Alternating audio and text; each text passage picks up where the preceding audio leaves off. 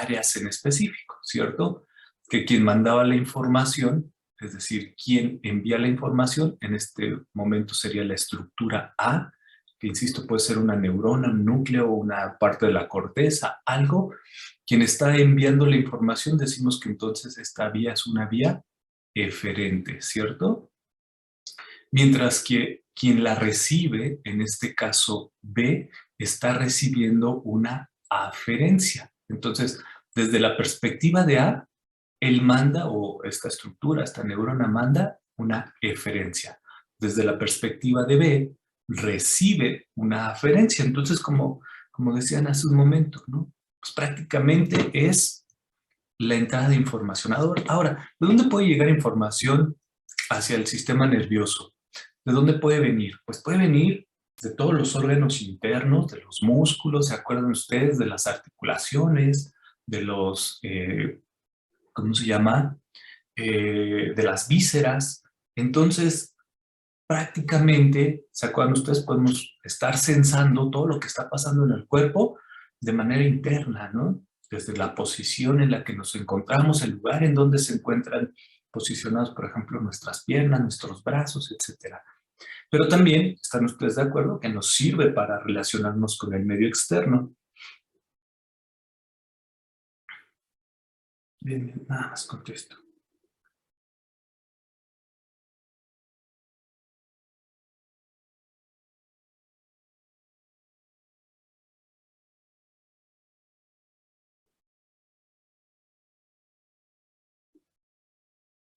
Listo. Entonces decíamos también, ¿cómo nos relacionamos? Entonces vamos a tratar de ir discerniendo cómo es que funcionan estas vías aferentes, es decir, cómo llega la información, insisto, desde las partes periféricas del cuerpo o de nuestro medio, y luego cómo nosotros lo interpretamos. Al final de cuentas, la interpretación de nuestra realidad, de lo que vemos, lo que escuchamos, lo que olemos, lo que degustamos, lo que sentimos, es justamente a partir, obviamente, de la experiencia, de cómo nuestro sistema nervioso lo integra y posteriormente cómo lo interpreta. Entonces, ¿se acuerdan ustedes de esta división? Es prácticamente la que hemos estado revisando todo el semestre, de la aferente somática y la aferente vegetativa, ¿cierto? Entonces teníamos general y especial para ambos casos. Entonces también recordarán ustedes que dentro de la somática general tenemos la sensación del dolor, la temperatura, el tacto, la presión, la propiocepción, mientras que la aferente somática especial hablamos de la visión, la audición y de manera, digamos, especial el equilibrio. Vamos a ver cómo está órgano, ya saben ustedes, todo lo que tiene que ver con la audición y el equilibrio, pues está dado por un nervio, ¿no? Que como hemos venido relatando durante las diferentes clases, pues propiamente es, aunque bien es un solo nervio, nosotros lo mencionamos, ¿no? Como el vestíbulo coclear, pues en varias ocasiones hemos hecho énfasis en que tanto la rama vestibular como la rama coclear, pues de alguna manera están o discurren juntas, pero nunca se mezclan, ¿no? Entonces, están muy, muy bien definidas ambas funciones. Entonces, vamos a ver cómo se integran estas dos funciones, la vestíbulo coclear. En cuestión de ya el sistema aferente vegetativo, el general, pues dolor y distensión, pero tanto dolor visceral como distensión visceral. Y en el caso del aferente, perdón, vegetativo especial, pues sería el gusto y el olfato. Y esto tiene que ver por el tipo de receptores, que a estos dos les denominamos receptores químicos. Vamos a verlos un poquito más adelante, pero prácticamente de esto lo hemos venido tratando en infinidad de ocasiones. De hecho, ahorita se van a dar cuenta cómo todo esto, los sistemas tanto aferentes como eferentes son sumamente sencillos de estudiar porque a la fecha, ya con lo que se vio la semana pasada, que nos explicaron ustedes de la irrigación de la corteza cerebral o del encéfalo, pues, junto con todas las áreas corticales, áreas de Brodmann, ¿no? Todo lo que hemos visto desde médula espinal, tallo cerebral, mesencéfalo, tenencéfalo, etcétera, pues ya nada más lo único que tenemos que hacer es como el recuento de todas estas áreas y cómo va llegando la información, o al revés, ¿no? Cómo desde la corteza va bajando la información para llegar hacia los órganos o lectores. Entonces, prácticamente, esto es lo que ya vimos desde la primera clase, en donde vimos tipos de neuronas, y habíamos visto que eran neuronas bipolares, pseudounipolares y multipolares, y de nuevo vamos a hablar de ellas. Entonces vamos a ver cómo estas células bipolares, decíamos en aquella ocasión, son células sensitivas que estaban en sitios muy específicos, ¿no? De manera general, las pseudounipolares o pseudomonopolares, se acordarán ustedes que eran prácticamente todas las que llevaban la sensibilidad del cuerpo, ¿no? Y que llegaban ahí a los ganglios de la raíz dorsal para posteriormente ingresar a través del asta o cuerno dorsal o posterior hacia los diferentes núcleos según correspondiera. Entonces recordarán esto ya lo hemos revisado, y luego hacían contacto sináptico o relevo sináptico con las neuronas multipolares que se encontraban ya a nivel central, ¿no? Entonces, ¿se acuerdan ustedes que decíamos que ya a nivel central eran todas aquellas zonas o regiones del sistema nervioso que estaban dentro de una cavidad ósea? Entonces, esto nada más es para recordar, ¿cierto? Ahora, ya entrando de lleno a todo lo que tiene que ver con el sistema aferente, pues tenemos diferentes tipos de estructuras que van a participar. Entonces, a ver, ¿quién se acuerda o qué leyeron más bien de las vías aferentes? ¿Dónde comienza? ¿Dónde concluye? ¿No? Entonces, toda esta imagen que estamos viendo de inicio, ¿qué leyeron? ¿Ustedes o yo elijo? A ver, Uriel, ¿qué hay respecto a estas vías aferentes? Ahorita vamos a revisar, bueno, déjenme regresar un momento. Vamos a regresar y vamos a ver de manera casi puntual las vías aferentes somáticas generales. Después nos vamos a ir a las vías aferentes somáticos especiales, que vamos a ver visión, audición, y finalmente las vías aferentes vegetativas especiales, gusto y olfato. Y generalmente esta parte de distensión visceral, dolor y distensión visceral, pues lo llegamos a ver un poquito más en sistema vegetativo, ¿no? Tanto simpático como parasimpático. Pero bueno, vamos a ir platicando un poquito de ellos al respecto. Entonces, ahorita nos vamos a dedicar a ver las vías aferentes, somático, generales. Entonces vamos a ver dolor, temperatura, tacto, presión y propiocepción. Entonces, muy bien. ¿Qué estudiaron con relación a las vías somático generales, Uriel?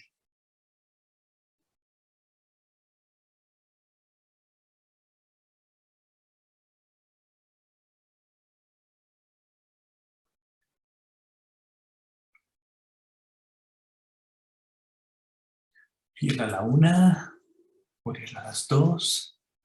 Bien, Jairi. Sí. Yo estudié que empiezan primero con el receptor, que sería el primer elemento de los sistemas aferentes, y este va a estar encargado de captar los estímulos del medio, y después va a seguir la neurona aferente periférica, o también se le conoce como neurona sensitiva, y esta da la primera parte de la conducción de la información. Y después sigue la neurona aferente central, que sería la integradora. Posteriormente irían los tractos aferentes y por último tendríamos la integración cortical. Muy bien, la integración cortical. Entonces, vamos a platicar. A ver, ¿qué se acuerdan? Ah, Margarita. Sí, doctor. Bueno, también yo había leído que se denominan generales debido a que los receptores, justamente como nos había comentado mi compañera Yanaí, o sea, la parte de los receptores va a estar distribuida pues por la mayor parte del cuerpo, que a diferencia de los Especiales. de los especiales, ahí pues sus receptores van a estar como localizados en específicas partes del cuerpo. Exacto, como la distribución es muy general, ¿no? En este caso, vamos a hablar de casi todo el cuerpo. Estamos hablando, o más bien estamos hablando de la mayor proporción del cuerpo, ¿no? Mientras que las especiales, pues, como ustedes se dan cuenta, hablamos prácticamente ¿de quién? De la visión. Entonces hablaremos solo del ojo, y de la audición, solo del oído, ¿cierto? Y el resto, pues están ustedes de acuerdo que estará representado por todas las demás áreas del cuerpo. Entonces, justo de ahí que se le llaman generales o especiales. Ahora, referente a los receptores o con referencia a los receptores, ¿qué es un receptor y qué tipos de receptores tenemos? ¿Alguien recuerda o lo leyó?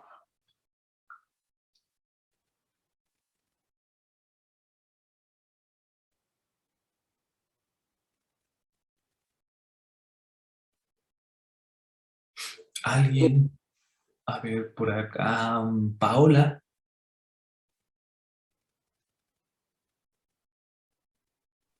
Yo había leído que son los encargados de, bueno, van a ser como el elemento principal de este sistema aferente para, más bien, su función está encargada de captar aquellos estímulos. Y leí acerca de cómo se clasifican los estímulos y se van a clasificar de acuerdo a su tipo de energía. Pueden clasificarse como físicos y estos van a incluir a los térmicos, mecánicos, electromagnéticos y la otra clasificación son los químicos. Entonces los receptores van a ser aquellos que van a recibir este tipo de información. Muy bien, claro. Vamos a ver un poquito más. A ver, Ricardo. Y como tal, el receptor podríamos definirlo como, también podría ser una estructura proteica parte de la membrana que recibe la información y desencadena ciertas vías intracelulares para otorgar una respuesta. Y con relación al sistema nervioso, encontré dos, los interoreceptores y los exteroreceptores. Ok, muy bien. Es cierto, bueno, ahí hay que hacer una acotación, Ricardo. Es cierto, un receptor puede ser una proteína. Por ejemplo, un receptor para una hormona esteroidea, por ejemplo, para estrógenos. Entonces tenemos receptores estrogénicos, que al final de cuentas son unas proteínas que unen o anclan a los estrógenos para tener algún efecto en el cuerpo o algún efecto sobre la célula.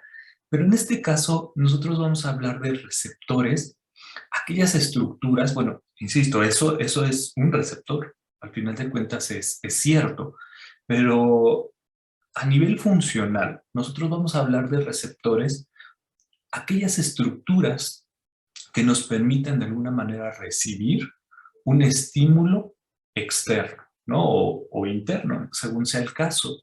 Y además, ya a final de cuentas, van a provocar, como decían ustedes, si eran interoreceptores que estaban dentro, en la porción interna, en los músculos, por ejemplo, en las articulaciones, etcétera. Por eso se les llama interoreceptores. O bien los exteroreceptores, los que se encuentran en la piel, en la base del pelo, etcétera. Al final de cuentas trae información de la parte externa, ¿no? Entonces, por ejemplo, cuando alguien nos toca, nos pone la mano sobre el brazo, entonces inmediatamente nosotros recibimos información táctil. Entonces, por eso se le pueden denominar interoreceptores o exteroreceptores. Y al final de cuentas, también, como se decía hace un momento, pues van a poder recibir diferentes estímulos, que pueden ser estímulos físicos o estímulos químicos, ¿ok? Entonces es cierto, todas estas características se utilizan justamente para poder llevar información. Ahorita vamos a hablar un poquito más a fondo de estos receptores, pero al final de cuentas, ¿qué es un receptor? Pues un receptor es una estructura, en este momento vamos a dejarlo como estructura, ya sea una terminación, es decir, una porción de un axón, por ejemplo, o un axón que tenga una cápsula, en el caso de los axones, de las terminaciones capsuladas, o una célula completa puede actuar como receptor, o bien, como decía hace un momento Ricardo, una proteína. Al final de cuentas, lo que define o lo que caracteriza a todos los receptores es poder recibir o sensar algún tipo de información, que también habíamos dicho cuando hablamos de fisiología de neurona, un estímulo. Entonces, ¿se acuerdan ustedes que decíamos, o cuando hablamos justamente de neuronas excitables y células irritables? Entonces decíamos, todas las células son irritables porque son capaces de responder a estímulos. ¿Y por qué responden a estímulos? Porque tienen algún tipo de receptor. No sé si ustedes recuerdan esa parte de las primeras clases del curso. Entonces decíamos, prácticamente el estímulo va a estar propiciado o va a estar recibido de alguna manera por un receptor.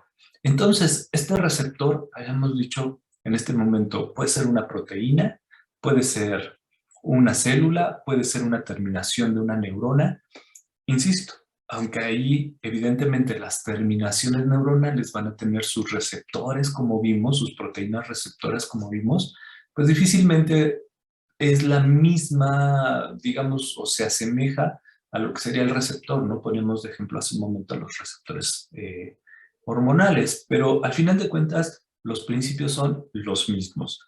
Para que nuestras células, en este caso las neuronas, o por ejemplo los conos y los bastones, puedan transmitir información, es decir, generar un potencial de receptor, cambiar esa modalidad, ahorita vamos a hablar un poquito de ello, cambiar esa modalidad y convertirlo en un impulso nervioso, pues tiene que sufrir o suceder algún tipo de proceso aquí. A ese proceso se le llama transducción de la información. Entonces, de entrada decimos, viene un estímulo mecánico, hablábamos hace un momento de alguien pone la mano o su mano sobre nuestro brazo.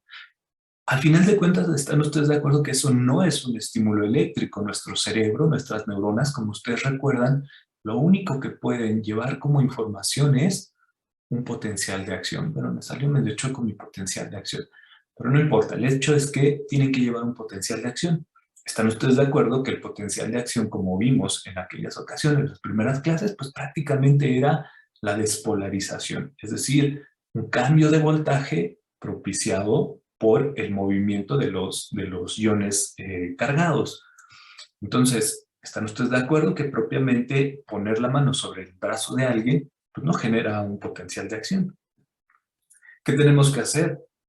Bueno, nuestro potencial de receptor, independientemente al estímulo que haya recibido, lo tiene que transformar en un potencial eléctrico. Y entonces decíamos, a eso se le llama transducción de la información.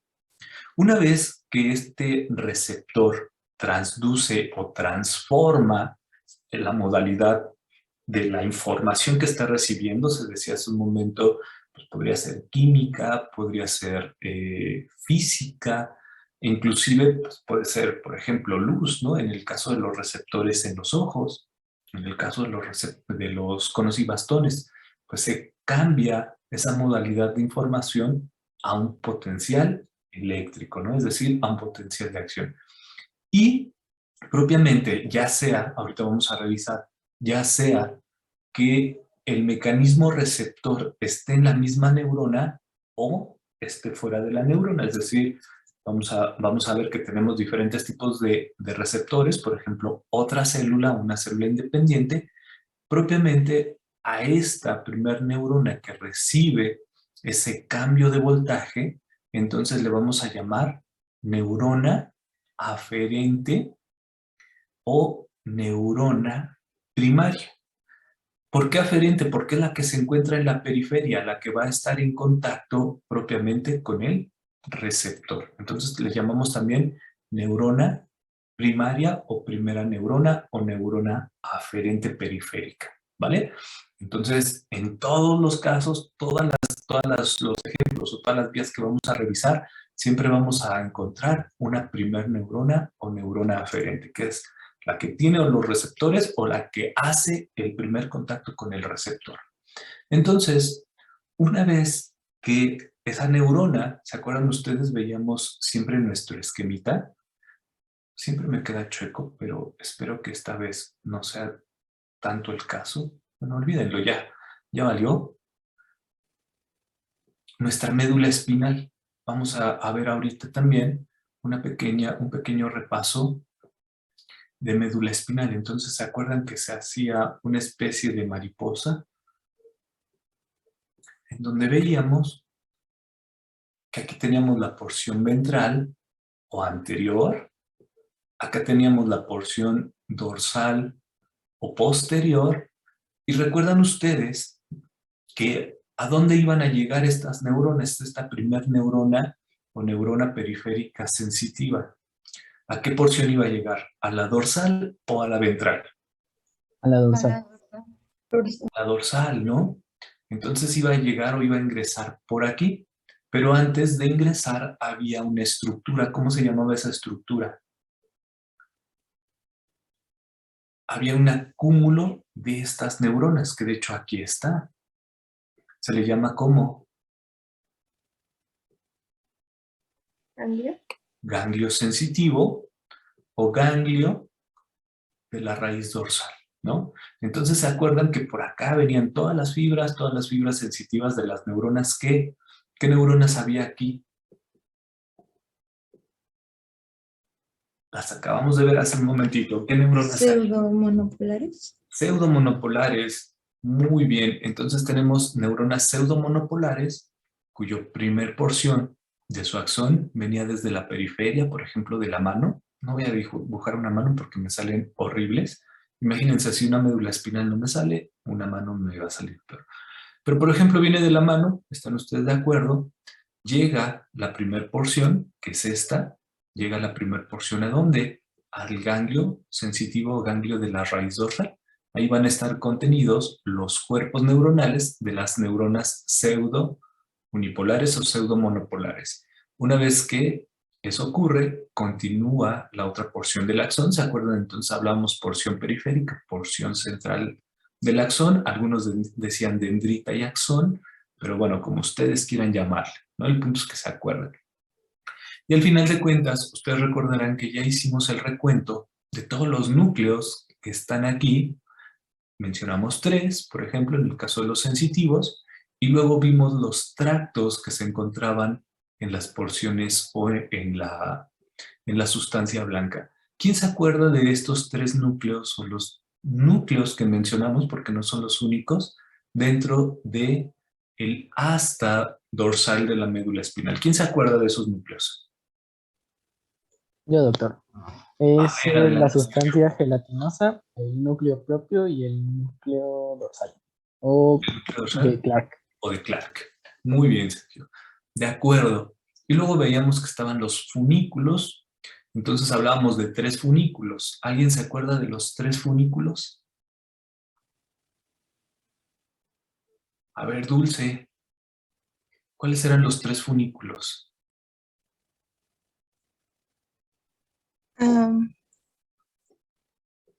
Los ventrales, laterales y posteriores. Pero es que Ok, muy bien.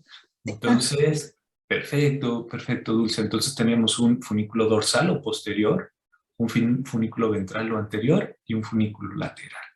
Muy bien. De acuerdo, entonces, prácticamente, ¿están ustedes de acuerdo que ahorita vamos en esta vía? Llegábamos por la porción periférica de la neurona, la primera neurona, neurona periférica aferente, alcanzábamos el ganglio de la raíz dorsal en donde está contenido el cuerpo neuronal y luego continuábamos ¿hacia dónde? Hacia la médula espinal. Entonces, en la médula espinal, ¿se acuerdan? Aquí en la médula espinal, pues decíamos que teníamos los 3 núcleos, ¿no? La sustancia gelatinosa, un núcleo gelatinoso de Rolando. Luego tenemos el núcleo ¿qué? Núcleo propio y núcleo de Clark, ¿no? O dorsal. Aquí, ¿se acuerdan ustedes que va a estar contenido otro grupo de neuronas en donde iban a hacer contacto sináptico? Aunque no en todos los casos, ahorita vamos a ver que hay un caso específico, se van a acordar de él. Pero aquí al final de cuentas en esos 3 núcleos, o se acuerdan de las láminas de Rexed, ¿no? Que casi iban de 2 en 2. Entonces la sustancia gelatinosa era la lámina 1 y 2. Luego la lámina, el núcleo, ¿cómo se llama? El núcleo propio, ¿están ustedes de acuerdo que estaba entre 3 y 4?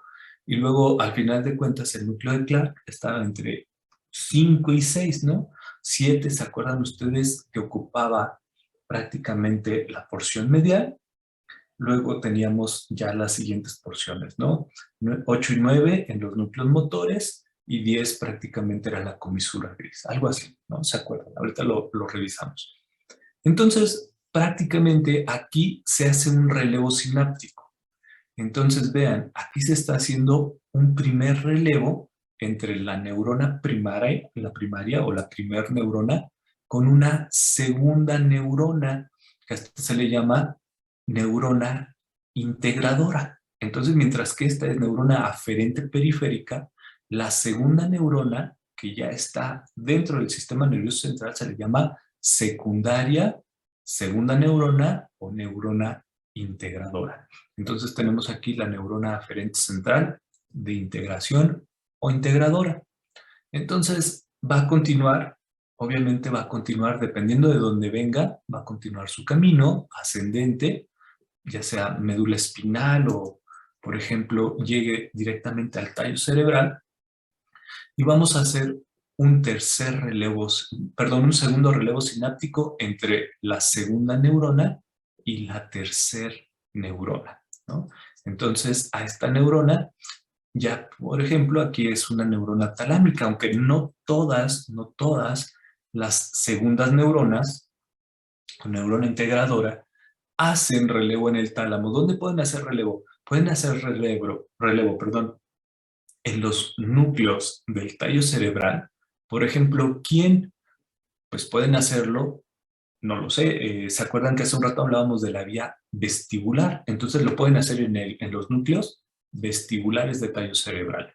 Pueden además ingresar, por ejemplo, al cerebelo. ¿Se acuerdan de las vías que llevan información propioceptiva no consciente? Entonces, recuerdan ustedes que hablamos ya de esas vías propioceptivas no conscientes. Entonces, pueden ingresar al cerebelo o al final de cuentas las que son diencefálicas, que ahí sí corresponden al tálamo. ¿Ok?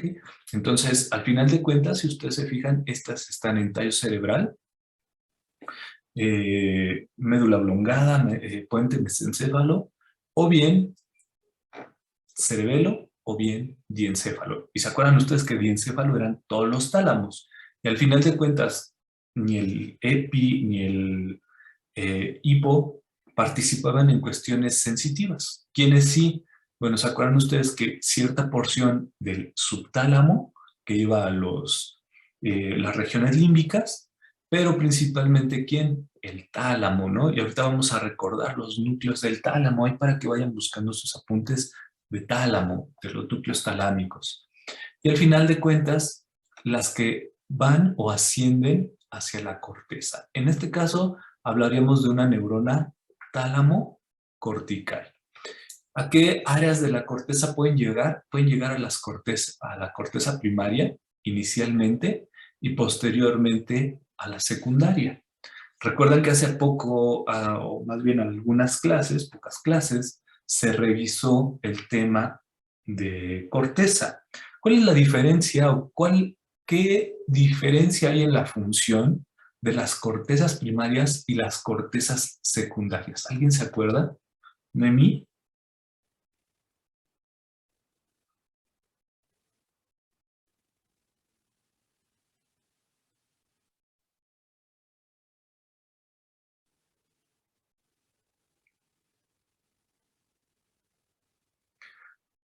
Noemí a la una, Noemí a las dos. No me acuerdo, doctor. No se acuerda, no pasa nada.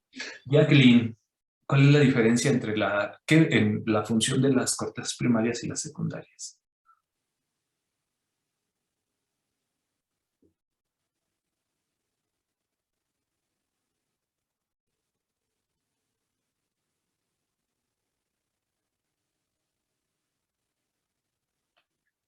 Jacqueline tampoco. Sí, ay, no, no sé, la verdad. A ver, Carla, ¿cuál es la diferencia entre la función de la corteza primaria y la secundaria?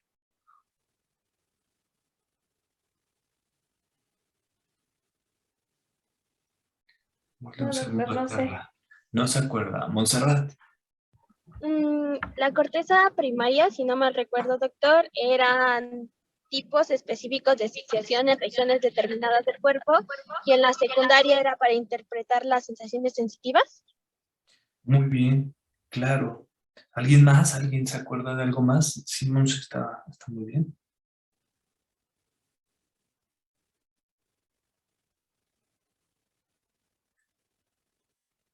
¿No? ¿Ya no?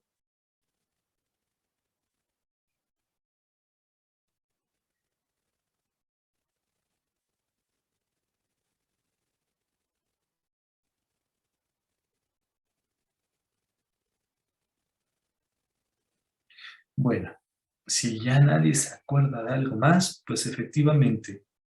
¿Se acuerdan ustedes que hablábamos, por ejemplo, ¿no?, de la corteza somatosensorial primaria? A ver, ¿quién se acuerda de dónde está y a qué áreas de Brodmann corresponde? Son el área 3, 1 y 2. Y está en el 3, giro 1 y 2. central. En el giro postcentral, es decir, por detrás de la corteza del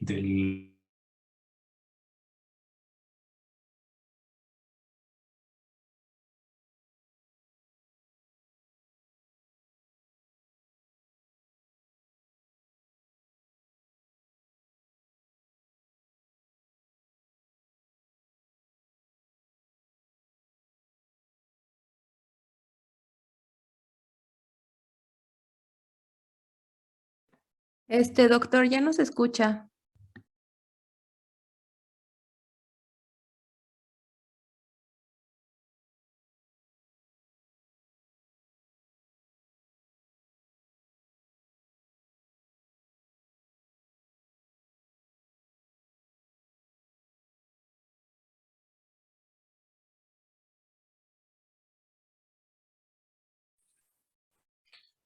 Perdón, creo que me sacó, bueno, más bien el internet. Pero vamos a seguir. Les decía hace un momento, ¿sí me escuchan? Sí, doctor, sí me escucha. Sí, doctor. ¿No se escucha cortado? No. No, perfecto. No les pregunto que si se escucha feo, porque seguramente sí, pero no es culpa del internet, es la voz. Pero la situación es la siguiente.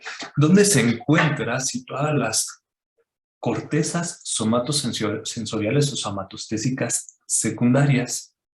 ¿Y qué áreas de Brodmann corresponden? A ver, Jorge Arturo.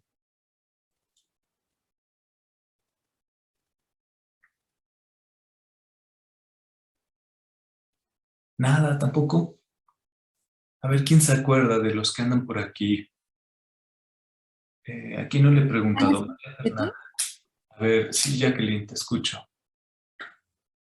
Sería el área 47, 46 y 32. No, somatostésica. 3, 1 y 2. 3, 1 y 2, esa es la primaria, sí, muy bien. Sergio, las secundarias. Sí, es la 5 y la 7. 5 y 7, ¿no? Y están ligeramente detrás del giro, ¿qué? Postcentral. Pero ya estarían ya, entonces, dentro del giro, ¿qué? ¿O comparten el giro, qué? ¿Ya no se acuerdan? No es posible. Bueno, vamos a hacer un cerebro medio chafa. Si esta es el surco central, ¿se acuerdan? Aquí estaría entonces área 3, 1, 2. Y recuerdan que acá atrás había un surco que se le llamaba surco ¿qué? Surco, acá adelante había Intraparietal. intraparietal, ¿no? Entonces se acuerdan que acá era muy fácil porque teníamos el surco frontal superior, surco frontal inferior, que nos daba 3 giros, ¿no? Giro frontal superior, giro frontal medio, giro frontal inferior. Acá como no tenemos superior e inferior, pues no le podíamos poner así, ¿no? Entonces dijimos que solamente estaba dentro de la corteza parietal. Así que efectivamente se llama surco intraparietal y nos dejaba 2 giros, ¿no? El giro qué y el giro qué. Giro parietal superior y giro parietal inferior, ¿no? Y aquí más o menos a esta altura estaría el área 5 y 7 de Brodmann, ¿sí se acuerdan? Sí, Sí, doctor. doctor. Muy bien, muy bien. Por eso les digo, hay que tratar de usar un poquito más la lógica que la memoria. Entonces, ¿qué hace la corteza primaria? Pues como ustedes se pueden dar cuenta, la corteza primaria recibe la información ¿de dónde? Pues recibe el estímulo que viene desde el receptor. Por eso les digo, si ustedes se fijan en el esquema, es más o menos sencillo recordarlo. El estímulo que es captado por el receptor y que viaja a través de la neurona primaria o neurona aferente periférica, hace su primer relevo con la segunda neurona o neurona integradora, y luego hace relevo ¿con quién? Pues con la tercera neurona o neurona tálamo-cortical. Y entonces lleva a las áreas corticales receptoras primarias. Dijimos 3, 1 y 2. Bueno, un 2 medio feo. 3, 1 y 2. Entonces, ¿qué es lo que está haciendo? Pues está recibiendo la información de en dónde, por lo tanto hablaríamos del lugar, en dónde se recibió el estímulo, el tipo de estímulo que se recibió, por ejemplo, si fue de dolor, de tacto, de temperatura, presión, vibración, etcétera. La duración, cuánto tiempo duró el estímulo, y además, ¿están ustedes de acuerdo que la fuerza del estímulo? Entonces, por ejemplo, hay estímulos muy, digamos, ligeros, como si les rozaran el brazo apenas con algo, no sé, con el suéter, por ejemplo, que les roce el brazo. Entonces, ¿están ustedes de acuerdo que son capaces de discernir qué tipo de información fue? Entonces, fue información táctil. ¿Cuánto duró el estímulo, no? Un segundo, 2 segundos, medio segundo, ¿no? Además nos dice en qué porción del cuerpo. Entonces, también nos dice cuál fue la intensidad del estímulo. Entonces, nos habla de toda esta información, de la intensidad, de la duración, del tipo y la localización de ese estímulo. Entonces, nuestra área primaria es la que recibe toda esta información porque es la que recibe el estímulo a través de los receptores. Ahora, ¿qué hacen las secundarias? ¿Se acuerdan ustedes que habíamos dicho que si ahí estaba la corteza primaria que recibía la información, ¿qué hacían las cortezas secundarias? Es decir, la somatostésica secundaria. Si esta fue la que recibió la información, toda esta por estas vías, ¿qué eran las secundarias? ¿Qué piensan ustedes que eran las cortezas secundarias? Integrar la información de las primarias. Muy bien, Sergio, la integran y luego entonces, ya que la integraron, ¿qué pasa? La envían. Perdón, ahí se cortó tantito. Yo iba a decir que la integran. La Sí. integran, pero ¿qué es integrarla? Pues ya la podemos empezar a asociar como algo, bueno, por ejemplo, si son estímulos no sé, que nos pegamos, como el dolor como algo malo, como que algo que nos está causando malestar. Muy bien, Daniela. Entonces, al final de cuentas, la secundaria es la que le va a dar significado, ¿cierto? ¿Cómo que significado? Imaginen ustedes, les decía, bueno, el ejemplo habitual es el siguiente. Un buen día, no sé, una noche, de repente les da ganas de ir al baño o a tomar agua o a levantarse por algo.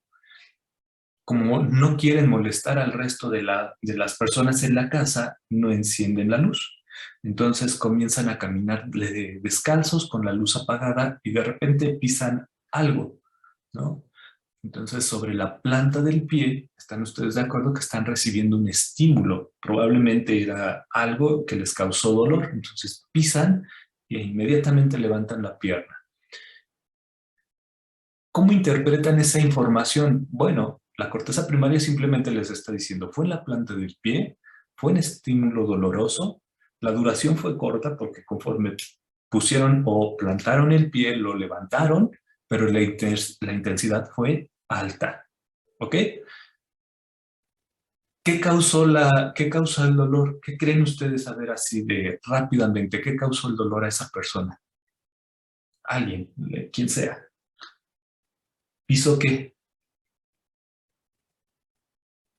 Belén, por ejemplo, ¿qué pisó? Un clavo. Un clavo, está bien, un clavo. ¿Creen que esta persona que andaba descalza y que pisó ese objeto sin verlo, ¿puede interpretar que pudo haber pisado un clavo? ¿Sí o no? Sí, doctor. Sí. ¿Por qué creen que sí pudo saberlo?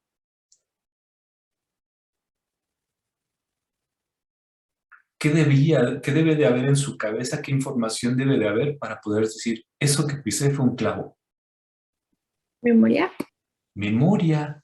Muy bien, Daniela. Entonces, la corteza secundaria guarda memoria de todos aquellos estímulos que hemos recibido, tanto dolorosos como de táctil, como presión, como toda esa información la guarda la corteza secundaria. Entonces, rápidamente llega la información a la corteza primaria y esta le envía información a la corteza secundaria. La corteza secundaria dice, bueno, yo hace mucho tiempo pisé un clavo y se sintió igual. Muy probablemente esta vez fue un clavo. Pero resulta que cuando enciende la luz no fue un clavo, ¿no? Fue otra cosa, no sé, lo que quieran ustedes, un tornillo, alguna cosa, no sé, un carrito, un juguete, algo, no importa. Y previamente no había tenido esa sensación, pues entonces rápidamente guarda ese estímulo en forma de memoria.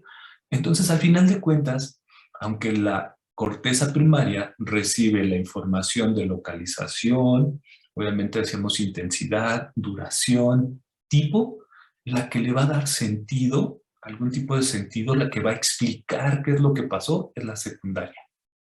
No sé si con eso ya se acordaron de su clase previa. ¿Sí o no? Sí, doctor. Muy bien. Entonces, por eso se le llama cortezas secundarias o cortezas de asociación. Exacto, asocian. ¿Pero con qué asocian? Pues asocian con otros estímulos, revisan en su biblioteca de memoria qué pudo haber sido y le dan interpretación. Al final de cuentas, si ustedes se dan cuenta, ni es el estímulo, ni es el receptor, ni es la vía la que le va a dar sentido a lo que sea que nos esté pasando. ¿Quién le está dando sentido? La corteza primaria, que recibe la información, y la corteza secundaria, que lo compara con todos los estímulos previos, y si no ha sentido, no ha tenido ese estímulo previo, que fuera información nueva, novedosa, pues entonces rápidamente genera memoria y la almacena para tenerla disponible para la siguiente ocasión. Entonces, prácticamente todo nuestro entorno, tanto interno como externo, es la interpretación que tiene nuestra corteza de esos estímulos, ¿vale? Entonces, ¿hasta aquí alguna pregunta? ¿Duda? No, ¿Comentario? doctor. ¿Queja? Vale, pues. Entonces, vamos a ir por partes. Vámonos por partes. La primera parte es el receptor, decíamos hace un rato, y luego ya las neuronas no tienen mucho que explicar, ¿no? Ya vimos todo lo que es fisiología de neurona. Entonces, hablábamos hace un rato de receptores primarios, secundarios y terciarios. ¿Quiénes son los receptores primarios? Pues son los que filogenéticamente aparecieron primero y son como los más arcaicos o los más sencillos. Al final de cuentas, ¿quiénes son? Las terminaciones libres de las mismas neuronas pseudo unipolares. Entonces, como ustedes se pueden dar cuenta, viene aquí la neurona pseudo unipolar, continúa la porción periférica de su axón o de su dendrita, como los autores les guste y manden mencionarla. Yo sigo pensando que es un axón. Y al final de cuentas, ¿por qué axón? Pues porque lleva un potencial de acción, ¿no? Así de sencillo. Y al final de cuentas, estas porciones terminales, que también deben de tener sus proteínas receptoras, como se mencionaba hace un rato, a esto es a lo que nosotros denominamos receptor, pero a la estructura completa. La terminación libre de la dendrita o del axón, de la neurona pseudomonopolar, con obviamente toda su maquinaria que requiere para la generación del potencial. Entonces, estas terminaciones libres son las que denominamos primarias y son las más arcaicas, las que aparecieron primero en la evolución de los seres vivos. Posteriormente tenemos a los receptores secundarios o receptores capsulados que van a estar rodeados de células endoteliales, ¿no? Entonces van a estar cubiertas de un endotelio, así que se les llama entonces secundarios o capsulados, ¿vale? ¿Cuál es la diferencia? Bueno, le da mayor sensibilidad que las terminaciones libres. Y finalmente, los más recientes en aparecer, en donde el receptor es una célula completa y se le denomina receptor terciario. Entonces aquí en la imagen está representado, por ejemplo, un bastón de la retina. Entonces tenemos los conos y bastones de la retina, pero también están ustedes de acuerdo que pueden ser las células ciliadas del oído, ¿no? Los corpúsculos olfativos o las células olfativas, las del gusto. Entonces, como ustedes se dan cuenta, los, digamos, receptores de las vías aferentes especiales pues son los últimos en aparecer, mientras que los generales, y especialmente el de dolor, pues son los primeros en aparecer. Entonces a eso denominamos receptor. Esto es lo que estaban ustedes hablando hace un momento, platicando hace un rato, de en dónde se localiza. Entonces tenemos los receptores que están externos en la piel, por ejemplo, y se les denomina exteroreceptores, y todos aquellos que están en donde, pues en los usos musculares, en los músculos, en las articulaciones, en los tendones, por ejemplo, y que se les denomina interoreceptores. Entonces, dentro de ellos vamos a tener al origen del estímulo, los vamos a clasificar por el origen del estímulo, que van a ser cutáneos o especiales. La localización y morfología, entonces, por ejemplo, de lo que acabamos de ver hace un momento, ¿no? Los receptores primarios o terminaciones libres, tenemos aquí terminaciones libres. A ver, permítame un momentito. Ajá, Paola. Sí, yo tengo una duda. Entonces, los receptores que nos mencionó anteriormente, ¿la clasificación correspondería de tipo filogenético o de qué parte sería la clasificación? Puede ser filogenética, pero también puede ser de simplemente funcional, ¿no? Entonces ahorita vamos a ver cómo cada uno de ellos, que está aquí resumido, vean, vamos a ver desde el tipo de receptor, obviamente la modalidad sensorial y el tipo de estímulo que pueden ellos sensar, ¿no? Entonces sí podríamos decir hace un rato que las que vimos de primario, secundario y terciario podrían ser filogenéticos, pero también van a tener sus diferencias funcionales, que es lo que está resumido en este cuadrito. No sé si contestó adecuadamente. Sí, gracias. Vale. ¿Algo más por ahí? ¿Alguien más?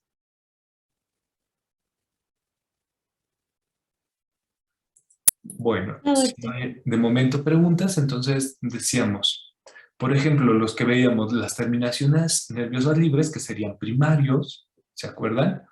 Entonces tendríamos que estarían localizadas en la epidermis, en la raíz del pelo, y por ejemplo los discos táctiles de Merkel. ¿Qué modalidad sensorial van a tener? Dolor y tacto grueso, ¿vale? ¿Qué tipo de energía? Pues van a ser quimiorreceptores. Ahorita vamos a ver y vamos a hablar un poquito de de dolor y por qué son quimiorreceptores, porque van a responder a sustancias. Entonces vamos a ver un poquito cómo hay algunas sustancias que se les denominan sustancias algógenas o que generan dolor. Y en el caso del tacto grueso, pues van a ser mecanorreceptores. Al final de cuentas, el tacto, ¿están ustedes de acuerdo? Que les coloque yo la mano sobre el brazo, pues es una sensación mecánica, un estímulo mecánico. En el caso, por ejemplo, de las terminaciones nerviosas capsuladas, que en este caso serían secundarias, entonces tenemos los corpúsculos táctiles, laminosos y bulboideos, para el tacto fino, la presión y la temperatura. Entonces, tacto fino y presión, mecanorreceptores, temperatura, termorreceptores, ¿vale? En el caso de los especiales, pues acuerdan ustedes que teníamos, estos serían todos los generales, ¿no? Generales obviamente exteroreceptores y los especiales, visión, audición, gusto y olfato. Y de ellos tenemos para la visión los conos y bastones que habíamos mencionado hace un momento, los que estaban aquí, que ya eran terciarios, ¿se acuerdan? Acabamos de mencionar que prácticamente todos las aferencias especiales pues, prácticamente hacen uso de receptores terciarios, en donde prácticamente las células, una célula completa es el receptor. Entonces, conos y bastones para la visión y van a ser fotorreceptores porque reciben información luminosa. Las células ciliares del órgano de Corti van a ser para la audición y van a ser mecanorreceptores, porque ¿qué son los cilios? ¿Se acuerda alguien o ha escuchado previamente qué es un cilio?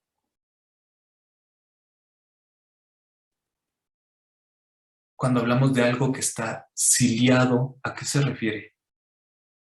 Son como En una pequeñas, célula serían prolongaciones, ¿no, doctor? Prolongaciones o pelitos, ¿no? O algunos cabellitos, ¿no? Entonces tenemos una célula, tenemos muchas células que podemos decir que están ciliadas, tienen pelitos, ¿no? Tienen prolongaciones. Entonces, en el oído, estas células tienen una especie de prolongaciones, o tienen estos cilios. Entonces vamos a ver que tienen más o menos una forma de cubo, pues, y tienen aquí una serie de pelitos. Cuando estos pelitos son estimulados mecánicamente por un líquido, que vamos a ver un poco más adelante, entonces se mueven. Es como tener una, no sé, una célula que está flotando en agua y utiliza los pelitos para moverse, como si fueran remos. Entonces aquí cuando el agua o el líquido estimula los cilios, los mueve en algún sentido. Y eso genera, obviamente, el proceso de audición. Lo vamos a ver un poco más adelante cuando ya hablemos, obviamente, de oído. Pero de entrada, pues es un estímulo mecánico, mueve mecánicamente a los cilios. En el caso de las células gustatorias y olfativas, pues se requiere, obviamente, de quimiorreceptores. Es decir, que haya algún tipo de moléculas que estén disueltas en un medio acuoso. Entonces, por ejemplo, ustedes recordarán que cuando comemos algo, ¿no? Para las células gustatorias, pues inmediatamente se disuelve en la saliva y eso justamente provoca que nosotros podamos distinguir o discernir el sabor. Obviamente también poniendo o de alguna manera comparándolo con los estímulos o con los sabores que hemos probado o almacenado previamente. Entonces, prácticamente esos serían los exteroreceptores. En el caso de los interoreceptores, pues otra vez vean, generales, especiales, y bueno, se agregan los visceroreceptores. Entonces, los generales tenemos a los usos musculares, al órgano tendinoso de Golgi y a los receptores articulares. Todos ellos mecanorreceptores. ¿Por qué es lo que están tratando de sensar? El estiramiento muscular, estiramiento del tendón y los movimientos articulares. ¿Ok? Entonces, si ustedes se dan cuenta, en todos los casos nos está diciendo qué tanto, por ejemplo, el tono muscular, en el caso de cualquier porción de músculo estriado, voluntario. Si tenemos un tendón, pues qué tanto se está estirando el tendón y los movimientos articulares, la distensión de las articulaciones y la posición de las mismas articulaciones. En el caso de los especiales, tenemos a las células ciliares de la mácula del sáculo y del utrículo, que ustedes acordarán un poquito, vimos cuando se vio la vía vestíbulo-coclear, ¿no? Entonces, ¿se acuerdan ustedes de la vía auditiva y la vía justamente que nos permite, ¿se acuerdan? El equilibrio. Entonces, las células ciliares de la mácula y del utrículo, así como las células ciliares de las crestas ampulares, entonces, prácticamente, recuerdan, hablábamos de aceleración lineal y aceleración angular, por lo tanto, también son mecanorreceptores. Si no se acuerdan, no se preocupen, igual la mayoría de estos los vamos a ir revisando poco a poquito. Entonces vamos a ver justo todo lo que tiene que ver con estas células ciliares de la mácula y el sáculo y el utrículo, perdón, y de las crestas ampulares. ¿Se acuerdan ustedes que hablamos allí, ¿no? Que nos permitían pues, mantener el equilibrio? Y al final de cuentas, los visceroreceptores que se encuentran en las vísceras. Y de nuevo, las terminales libres para dolor y distensión visceral, quimiorreceptores, porque se liberan sustancias algógenas, los senos carotídeos, por ejemplo, los cuerpos carotídeos, que tienen que ver con la presión o la tensión arterial y la concentración de CO2. La tensión arterial, ¿se acuerdan ustedes? Es propiamente la fuerza que ejerce la sangre sobre las paredes arteriales, entonces es una fuerza mecánica, es una presión al final de cuentas, por eso se les denomina mecanorreceptores. En cuanto a los cuerpos carotídeos, la concentración de CO2, entonces son quimiorreceptores, y los osmoreceptores hipotalámicos. Entonces ellos sensan la osmolaridad de la sangre, por lo tanto también son mecanorreceptores. Entonces, ahorita vamos a hablar prácticamente de los cutáneos, ¿no? Y de los generales. Vamos a dejar los especiales de momento fuera y los visceroreceptores también fuera. Entonces vamos a hablar de terminaciones libres, terminaciones capsuladas. No vamos a hablar de momento de receptores terciarios o de células que conformen un receptor de manera completa. ¿Hasta aquí alguna pregunta o comentario? Doctor, ¿no hagas de notar qué constituye a los receptores secundarios? Los secundarios son las terminaciones de la misma neurona pseudomonopolar, pero tienen una cápsula.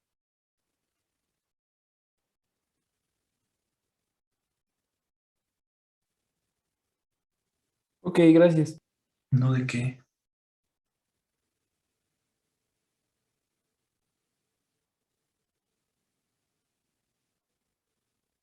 ¿Alguna otra duda, pregunta, comentario? Si no, continuemos. Entonces, ¿se acuerdan? Esto pues es el resumen de lo que acabamos de ver. Las categorías de sensibilidad es la sensación o el estímulo, al final de cuentas. Ya habíamos dicho que teníamos estímulos conscientes y no conscientes, ¿vale? Entonces teníamos exterocepción, que tiene que ver con los exteroreceptores, todos los exteroreceptores. Entonces vamos a hablar en este momento de dolor, tacto grueso, tacto fino, presión, temperatura, ¿no? Entonces de este lado tenemos la exterocepción y la propiocepción, pero la propiocepción consciente. Entonces, ¿están ustedes de acuerdo que vamos a hablar también de estiramiento muscular, del tendón, movimientos articulares, posición del cuerpo en el espacio, del equilibrio, etcétera? Y tenemos, obviamente, bueno, aquí propiocepción consciente, sentido de la posición en el espacio y sentido sinestésico, es decir, del movimiento.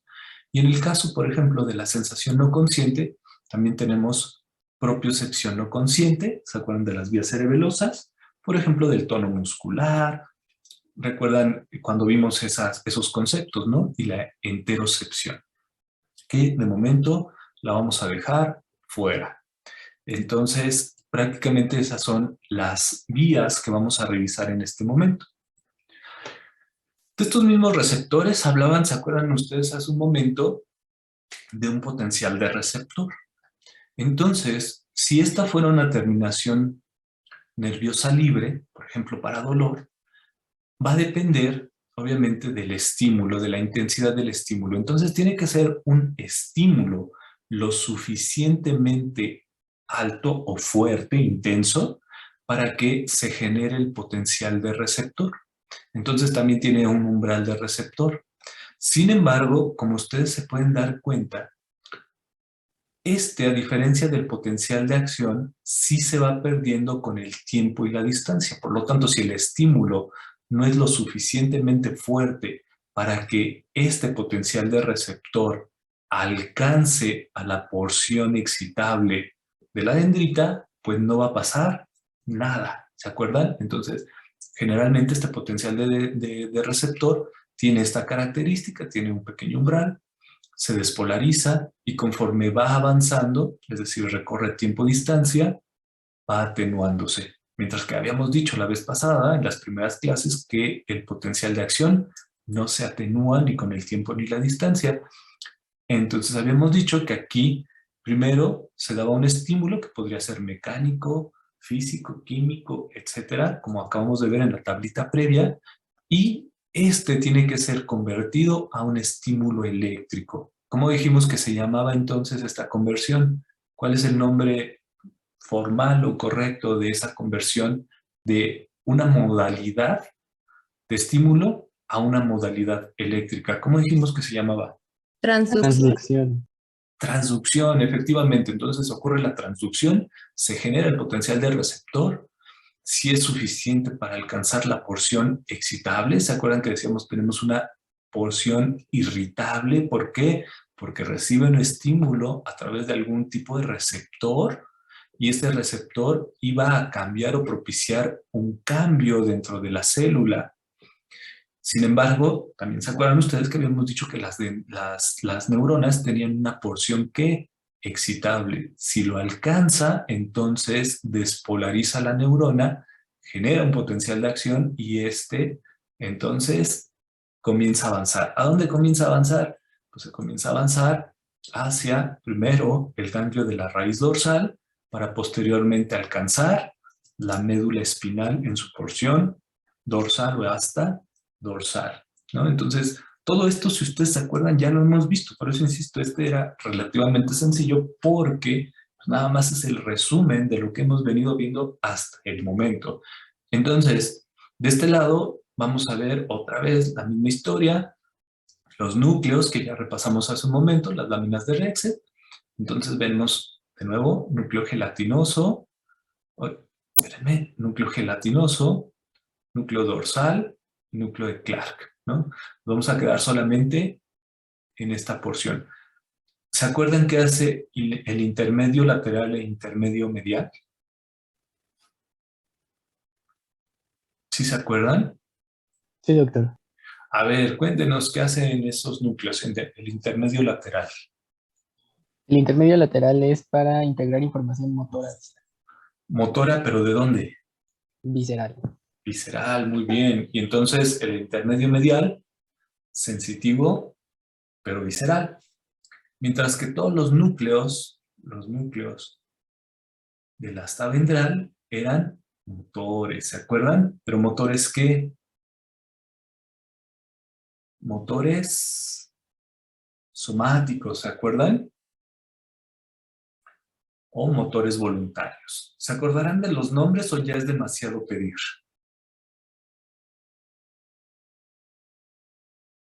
¿Ya no se acuerdan de los nombres? Más o menos, doctor. Es muy sencillo, acuérdense. Repaso de nuevo, para que vean que sí es repaso.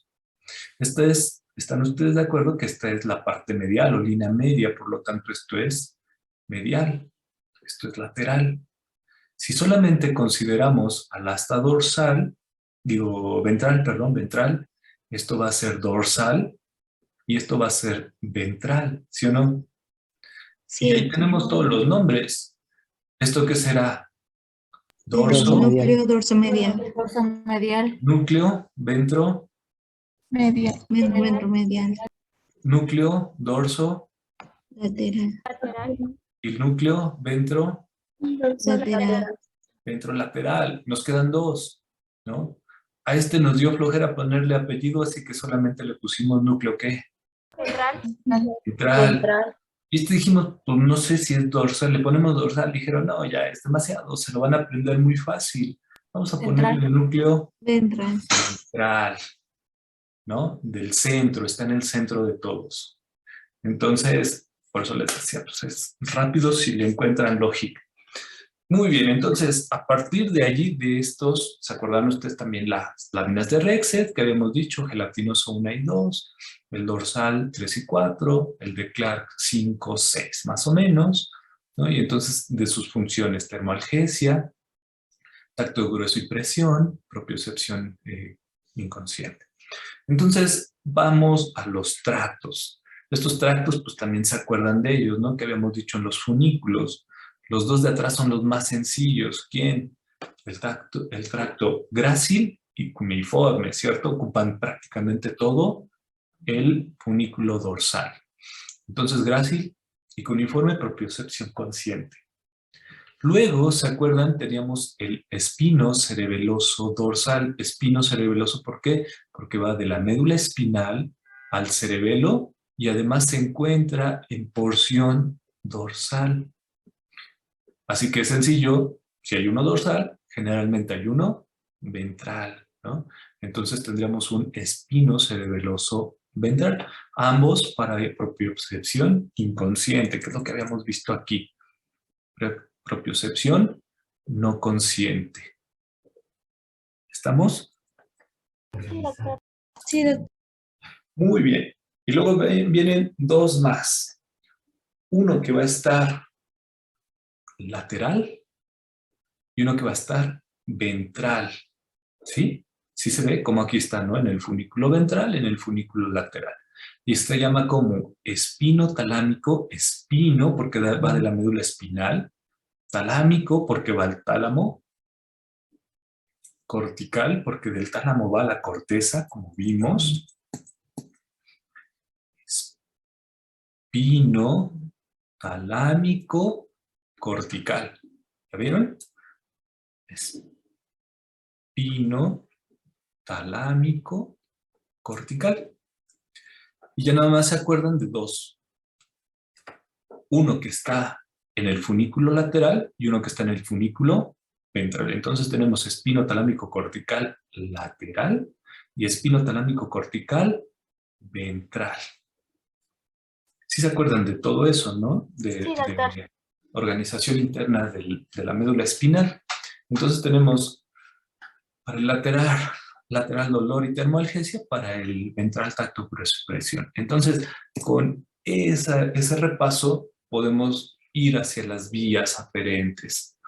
Como ustedes se dan cuenta, pues prácticamente ya lo único que tenemos que hacer es conectar toda la información que hemos revisado. ¿Qué es toda la información? Pues toda esta vía, ¿no? Ay, perdón, no quiero subir toda esta vía. ¿De dónde viene, por ejemplo, la neurona primaria? ¿A dónde llega y hace relevo con la secundaria o de integración? Si llega a tallo cerebral, cerebelo, diencéfalo. ¿Y a qué área cortical va? ¿No? Entonces, ya todo esto, ¿se acuerdan que ya vimos?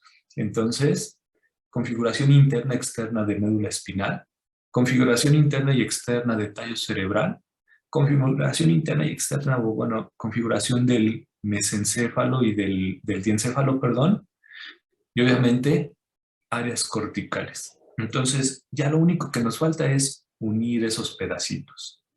Así que vamos a ver primero la vía espino-bulbo-talámica cortical, sin revisarla. Si se llama espino-bulbo-talámico cortical, ¿de dónde a dónde va?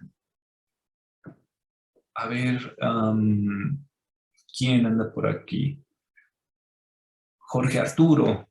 ¿De dónde a dónde va? Solamente con el puro nombre, sin revisar la vía. Iría de la médula espinal al tálamo. A ver, espere. Se brincó un cachito, ¿sí? Espino. Bueno, pasando por... Ajá. Tálamo. ¿Qué área que hemos revisado y que dijimos, bueno, actualmente ya no se llama así, pero... Bulbo raquídeo. Bulbo raquídeo, muy bien. ¿Y ese bulbo raquídeo a qué área corresponde? ¿Cuál es la nomenclatura actual del bulbo raquídeo? ¿Alguien se acuerda? Médula oblongada. Médula oblongada, muy bien. Entonces, sin revisarlo, ustedes se dan cuenta que va de la médula espinal a la médula oblongada o bulbo raquídeo, tálamo, corteza. Entonces, vamos a identificar, obviamente, dónde están colocadas cada una de esas neuronas que vimos, primaria, secundaria, terciaria. Entonces, a este también se le llama cordón dorsal o la vía del cordón dorsal o cordón posterior. ¿Por qué? Porque va a ocupar todo el funículo dorsal o funículo posterior. Lo que acabamos de ver hace un momento, qué tractos ocupan todo el funículo dorsal o funículo posterior? Gracil cuneiforme. Gracil cuneiforme. ¿Dónde están los... A ver, antes de que lo vean, ¿dónde están los núcleos a donde llegan las neuronas? ¿Se acuerdan ustedes que también se le llamaba núcleo grácil y núcleo cuneiforme? Y es ahí a donde llegan estas neuronas primarias o neuronas periféricas. ¿Dónde están situadas o dónde están situados esos núcleos? El núcleo grácil y el núcleo cuneiforme. La médula oblongada. En la médula oblongada, ¿en qué porción? En un corte transversal. En un bajo. corte transversal, ok. Bajo, médula oblongada baja, ventral o dorsal. Dorsal. Dorsal, Dorsal. perfecto. Entonces, por eso esta vía se llama espino-bulbo, porque ¿dónde están los núcleos gracicuneatus? En la médula oblongada baja, ¿sí o no? Ven cómo ya se sabían todo, entonces ya no van a tener problema. Entonces la vía espino-bulbo-talámica, con el nombre cortical, o del cordón posterior o cordón dorsal, porque ocupa todo el funículo dorsal, la totalidad del funículo dorsal, entonces tiene la función de propiocepción consciente, también conocida como batiestesia, tacto fino, esterognosia, sensibilidad a la vibración, palinestesia y peso. Entonces el tacto fino o la esterognosia es la capacidad que tiene una persona para discernir un objeto sin mirarlo. Entonces, por ejemplo, imaginen que les digo, cierren los ojos, ¿no? Ya todo el mundo cierra los ojos y les pongo un celular sobre la mano. Y ustedes manipulándolo podrían llegar a discernir o a saber que eso es un celular sin la necesidad de utilizar la vista. Es justamente por esta capacidad o esta función de esterognosia o tacto fino, poder discernir de un objeto o entre objetos sin la necesidad de observarlo. Y el peso se refiere a, si yo tomo dos objetos, cualquiera que sean, ustedes puedan discernir cuál de los dos objetos es más o menos pesado. Entonces, por eso dice peso, ¿no? No es que ustedes vayan a, como una báscula, saber cuál es el peso, simplemente pueden discernir cuál pesa más, cuál pesa menos. Cuál es la forma, ¿no? A partir del tacto fino, o si hay un estímulo pulsátil, como la vibración, ¿no? La palinestesia, la propiocepción consciente o batiestesia. Entonces, para este tipo de modalidad, obviamente de los estímulos, se requieren de los corpúsculos táctiles de Meissner, los de Pacini y Ruffini, los usos neuromusculares para el caso ya de la propiocepción y los órganos tendinosos de Golgi, ¿vale? Entonces, vamos a revisar otra vez esta imagen que tenemos acá abajo antes de revisar esta vía. Entonces, aquí tenemos, por ejemplo, un receptor secundario, que puede ser, obviamente, un corpúsculo táctil, una terminación capsulada. Vemos los usos musculares, perdón, o neuromusculares, y los órganos tendinosos en el caso ya de la porción final de los tendones o de los usos musculares, perdón. Y cómo estos, ¿se acuerdan? Empezaban a viajar, a hacer todo su recorrido. ¿Se acuerdan ustedes de los diferentes nervios cuando se revisó el tema de plexos? Entonces, por ejemplo, si es del brazo, pues el plexo ¿qué? Braquial. Braquial. Braquial, ¿no? Si es de la pierna, por ejemplo, plexo ¿qué? ¿Sacro? Sacro o sacrococcigio, ¿no? Porque nos da flojera y pues los juntamos. Entonces, prácticamente a partir de esos plexos ingresan las fibras hasta alcanzar ¿a quién? Pues acuerdan ustedes que teníamos al ganglio de la raíz dorsal. Posteriormente, ¿se acuerdan ustedes que decíamos ingresan a través de quién? Pues del asta dorsal de la médula espinal. Y conforme van ingresando, van ocupando la posición central. Entonces, por ejemplo, de las piernas o de la mitad inferior del cuerpo, pues están ustedes de acuerdo que ingresan. Bueno, ya me pasé tantito de la línea media. Ingresan y suben, ¿no? Entonces aquí ingresa uno.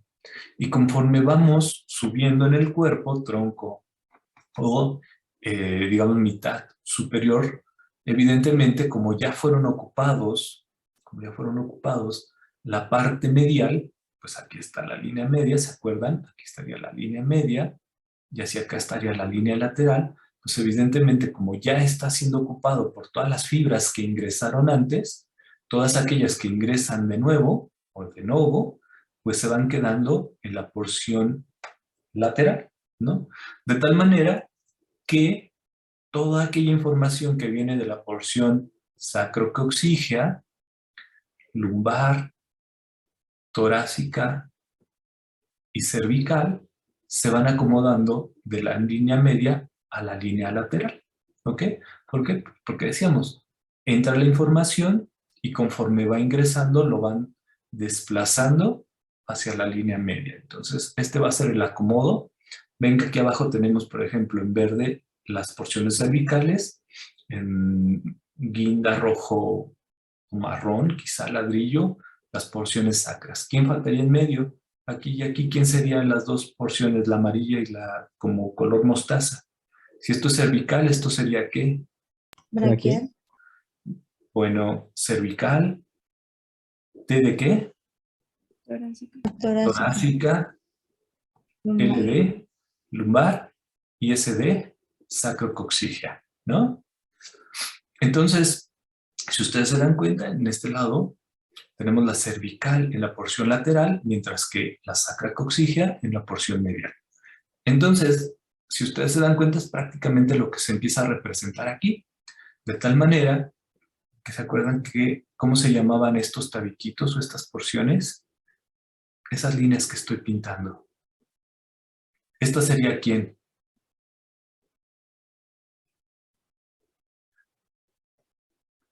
¿Surco medio dorsal? ¿Perdón? ¿Surco fisura, medio dorsal? surco medio dorsal o fisura media dorsal. De este lado, en la orillita, justo en donde están las raicecillas de los nervios, entonces sería el surco ¿qué? Lateral posterior. Lateral posterior. Y en medio, que divide aquí al tracto cuneatus, bueno, del grácil del cuneatus, ¿cómo se llamaba esta fisura o este tabique? Ventral, ¿Ventral? No, el ventral está acá abajo. anterior, lateral. Anterior lateral es este. Digo, posterior lateral, perdón. Anterior lateral serían por aquí, ¿no? Surco medial posterior. Surco medial posterior. Muy bien. Entonces, conforme va ascendiendo y se van agregando fibras, aparece el surco medial posterior y divide aquí al tracto grácil del cuneiforme, ¿cierto? Muy bien, entonces después de hacer todo ya nuestro repaso, vamos a ver cuál es la vía que sigue. Entonces, por ejemplo, aquí vean, tenemos la pierna y la mano. Entonces, la pierna ingresa a la porción medial, habíamos dicho, y se incorporaba aquí en, ¿qué será FG?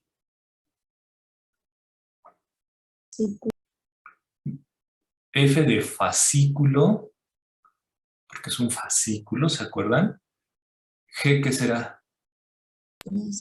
Grácil. Fascículo grácil, ¿no? Entonces está ingresando al fascículo grácil. En el caso del brazo, vean, alcanza a quién? El ganglio de la raíz dorsal, ingresa, ¿a dónde?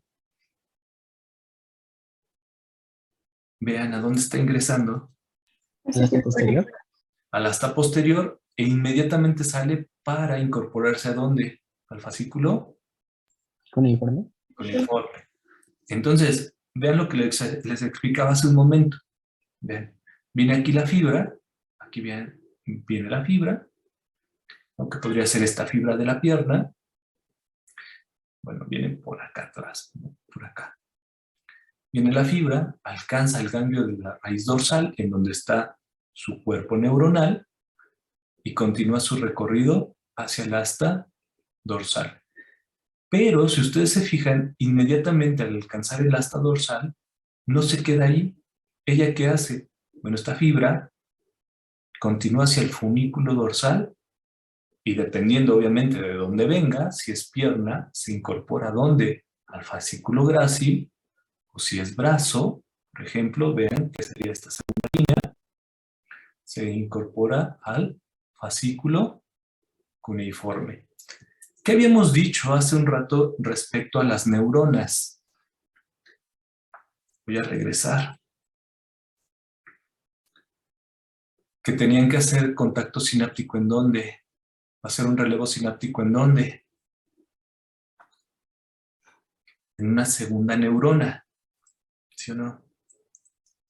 Sí. ¿En dónde están haciendo relevo sináptico? ¿O ya hicieron relevo sináptico? ¿Sí o no? Vean. Llegaron por aquí y continuaron por acá. Sí, ¿no, doctor? ¿Con quién hicieron relevo? Con la sustancia gelatinosa. No, vean, va de nuevo, voy a quitar las rayas para que se vea bien. Vean, viene por aquí, entra la médula espinal y de inmediato sube, ¿no? Que sería este, el de la pierna. Viene por aquí el del brazo, sale inmediato y sube. ¿Con quién han hecho contacto sináptico ahí? Pues con nadie, ¿no? Todavía no hacen contacto sináptico, todavía no hacen su relevo sináptico. Vean, todavía no hacen este primer relevo. ¿Por qué? Porque siguen subiendo hasta encontrar qué núcleos habíamos dicho. ¿El núcleo qué? El núcleo grácil. Grácil y cuneiforme. Entonces vean cómo esta vía espino-bulbo talámico cortical o del cordón dorsal o del cordón posterior viene desde la periferia, llega al ganglio de la raíz dorsal, continúa, entra la médula espinal, pero no hace contacto sináptico con ninguno de los núcleos que están aquí. Inmediatamente abandona el cuerno dorsal para incorporarse en el tracto grácil o en el tracto cuneiforme. Entonces es lo que estamos viendo acá. Vemos cómo viene la porción periférica, alcanza el ganglio de la raíz dorsal, entra a la médula espinal, ¿no? ¿A dónde? En la zona dorsal o posterior, e inmediatamente sale para incorporarse a dónde? Al tracto o fascículo grácil. Y va a seguir ascendiendo ¿hacia dónde? Pues hasta encontrar ¿a quién? Pues al núcleo grácil. ¿Y en dónde dijimos que se encontraba el núcleo grácil? ¿En la médula qué? Oblongada. Oblongada. Lo mismo pasa en el caso del brazo. Viene la información, bueno, recorre toda la porción del brazo según el nervio. ¿Se acuerdan que vimos varios nervios? Alcanza el nervio de la raíz, el ganglio de la raíz dorsal, continúa su camino, y perdón, esa raya no iba, continúa su camino hacia adentro, hacia el asta dorsal, e inmediatamente lo abandona sin hacer relevo sináptico para alcanzar ¿a quién? Al núcleo del cuneiforme. Entonces, ¿se acuerdan que inicialmente cuando lo veíamos en hicimos la revisión de la estructura externa, lo veíamos como que como tubérculo grácil y tubérculo cuneiforme. Cuando ya hacíamos los cortes correspondientes, pues encontramos el núcleo grácil y el núcleo cuneiforme, ¿cierto? Y aquí es donde van a hacer el primer relevo o o donde concluye en realidad la primer neurona. ¿Dónde empezó la neurona? Allá en la pierna, recorrió todo el plexo correspondiente, ingresó a la médula espinal, salió al fascículo grácil y su axón continuó ascendiendo toda la médula espinal, toda, hasta llegar a dónde? Hasta llegar al núcleo, obviamente del grácil, que está situado en la médula oblongada. Y hasta ahí llega la primer neurona o neurona sensitiva periférica. Todo esto es la primer neurona sensitiva periférica. Una vez que hace relevo sináptico con las neuronas, voy a quitar la línea roja, que hace contacto sináptico con las neuronas, tanto del núcleo grácil como del núcleo cuneiforme. Vean, aquí está la neurona, ya es una neurona multipolar, se decusa. ¿Cómo se llama la decusación sensitiva? ¿El etnisco medio? No, la decusación. ¿Decusación sensitiva o decusación? Piniforme. ¿Cómo, perdón, Dulce? Piniforme. Piniforme, efectivamente. Entonces hablamos de la decusación piniforme o decusación sensitiva. Una vez que cruza, vean, hace la decusación piniforme o sensitiva, se transforman estas dos fibras ascendentes, ahora sí, ¿en quién? El lemnisco medio. Entonces, ven, aquí tenemos la decusación sensitiva o decusación piniforme, y luego tanto las fibras del núcleo grácil y cuneiforme van a conformar el lemnisco medio. Entonces, el lemnisco medio, ¿se acuerdan ustedes que aquí lo pintan un poquito distinto? Pero inicialmente está orientado de manera que antero-posterior. Entonces está como vertical. Y conforme comienza su ascenso, vean en el puente, ya eso hizo ligeramente oblicuo, hasta que llega al mesencéfalo y prácticamente está horizontal, ¿no?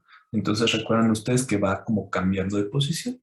Entonces, prácticamente este es el lemnisco medio, pasa por el puente, pasa por el mesencéfalo, hasta llegar a donde, pues ya vimos, ¿no? La parte espinal, la parte vulvar o de médula oblongada que veíamos hace un rato, y asciende hasta dónde. ¿Cuál nos falta? El tálamo. El tálamo, muy bien. Y hace no mucho tiempo, no muchas clases, se vieron los núcleos del tálamo. ¿Qué núcleos del tálamo? Pues como pista les puedo decir que estas son sus iniciales, o es más bien un acrónimo de los núcleos del tálamo. ¿Cuáles son los núcleos o el núcleo más bien, del tálamo que recibe la información de la vía aferente o de las vías aferentes o sensitivas? Núcleo ventral posterior. Núcleo ventral posterior. Y tiene dos porciones, y ahí está el resto del nombre. El ventral posterior tiene dos porciones, una que y una que. Ventroposterolateral y ventroposteromedial. Posteromedial, muy bien, Daniela. Esta vía que viene desde la pierna, los brazos, el tronco, el cuello, todavía, e incluso la parte posterior de la cabeza, ¿a qué o cuál de las dos porciones del núcleo ventral posterior llega? ¿A la lateral o a la medial? A la lateral. A la lateral. Muy bien. Entonces vean, aquí viene, ¿no? Viene desde el núcleo grácil y cuneiforme, forma el lemnisco medio. Vean, sigan la línea, sigan la línea, sigan la línea.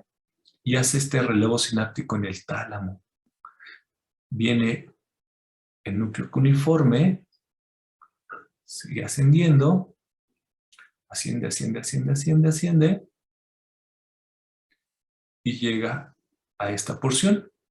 Entonces, ¿a dónde está llegando? Al núcleo ventral postero lateral. ¿Sí o no?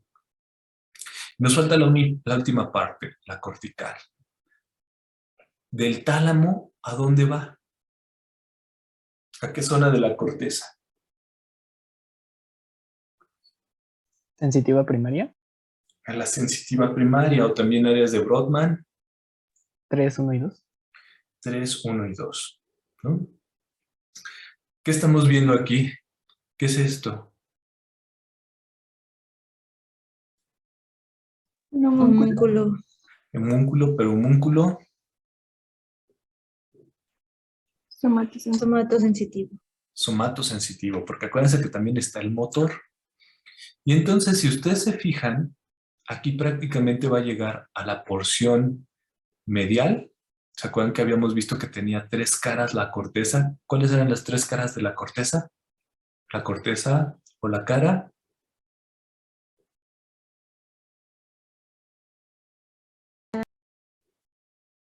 Si escuchó la corteza.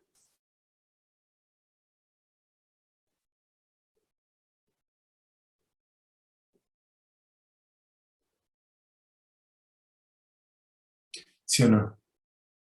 ¿Qué quiere decir M? ¿Corteza o cara? Medial. La cara Dorsolateral. y la cara Basal. basalovetral, ¿no? Entonces está llegando a una porción de la línea o de la cara medial y de la cara dorsolateral, o, ¿están ustedes de acuerdo? La porción superior de la cara o de la porción dorsolateral. ¿Por qué? Porque la porción inferior está representada por la cara. ¿Y de dónde viene la información de la cara? Ahorita lo vamos a ver incluso. ¿Cuál es la vía que da sensibilidad a la cara? Hay un nervio específico para la sensibilidad de la cara. Trigémino. Trigémino. Entonces, ¿de dónde viene? Pues sería todo esto, ¿no? Del trigémino a los núcleos trigeminales que vamos a ver en un momento más, que ahí están medio mal representados porque deberían ocupar todo esto, ¿sí se acuerdan? Y luego, ¿qué? Pues al núcleo, ¿qué? Ventral póstero medial, y del póstero medial, vean, sale a esta región o a la región inferior, obviamente. ¿De quién? Pues de la corteza somatosensorial, ¿no? O del giro postcentral, ¿vale? Entonces esta es la vía espino-bulbo-talámico-cortical. Esta la expliqué con más detalle y un poco más lento, pues, porque el resto es muy similar y entendiendo esta, las demás pues, son sumamente sencillas, ¿vale? ¿Hasta aquí tienen alguna duda o pregunta? No, doctor. No, doctor. No, bueno, verán cómo el resto es pues mucho más sencillo. En esta pues ya que nos tardamos e hicimos todo el recuento, las demás son mucho más sencillas. Entonces tenemos una vía que se llama espino talámica cortical lateral. ¿Se acuerdan que ya la vimos, no? Tenemos una lateral y una ¿qué? Ventral. Ventral. ¿Cierto?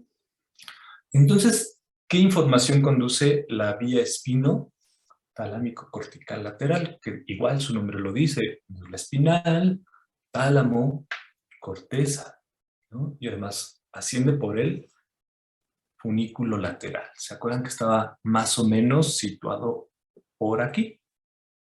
Bueno, de hecho está acá. ¿Para qué andamos haciéndole al cuento, ¿no? Entonces, son estos. Esta sería la lateral, esta sería la ventral. ¿Estamos? Entonces, otra vez, ¿qué sucede? Pues sucede que esta sí va a ser un relevo sináptico a nivel del asta dorsal. A diferencia de la que acabamos de ver hace un rato, que inmediatamente entraba el asta, salía del asta y continuaba hacia la médula oblongada, aquí sí va a ser contacto o relevo sináptico. Entonces, conduce temperatura, frío y calor, conduce dolor localizado, dolor difuso o no localizado, ¿no? Para ello, va a hacer uso de las terminaciones libres, los corpúsculos de Krausen y de Ruffini. ¿Cómo es la vía? Entonces, de nuevo, es lo mismo exactamente de alguna porción de la piel, por ejemplo, del brazo, de la pierna, del tronco, etcétera. Viene la porción periférica o el axón periférico, alcanza el ganglio de la raíz dorsal, pero inmediatamente que continúa del ganglio de la raíz dorsal, ingresa a la médula espinal y hace relevo sináptico. ¿Con quién? ¿Qué núcleo está, digamos, relacionado? Su función es la temperatura y el dolor. ¿Cuál es el núcleo que está relacionado con esa función? ¿La sustancia gelatinosa? La sustancia gelatinosa, perfecto. Entonces, de nuevo, vean, ¿qué es de nuevo? Pues vienen las fibras A delta y las fibras C, ahorita vamos a platicar un poquito más de ello, de cualquier región del cuerpo, de la piel, perdón, alcanzan entonces el ganglio de la raíz dorsal, ingresan ¿a dónde? Al asta dorsal e inmediatamente hacen contacto sináptico, su primer relevo, con las neuronas del núcleo de la sustancia gelatinosa, ¿no? Entonces vean, aquí está el primer relevo en la sustancia gelatinosa. Ahora bien, una vez que hace este primer relevo, o de la primera neurona con la segunda neurona o neurona de integración, la neurona que va a estar contenida aquí, ¿se acuerdan que más o menos la sustancia gelatinosa la habíamos situado en esta porción?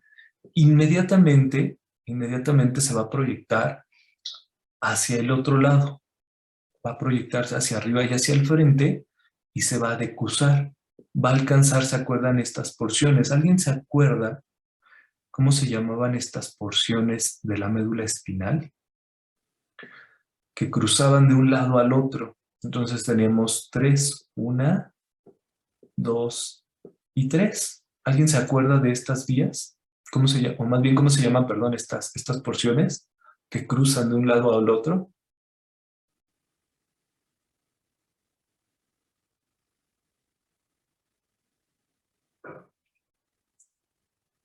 Ah, se les olvidó, Brenda. ¿Cómo se llaman estas en cualquier lado del sistema nervioso que cruzan de un lado al otro?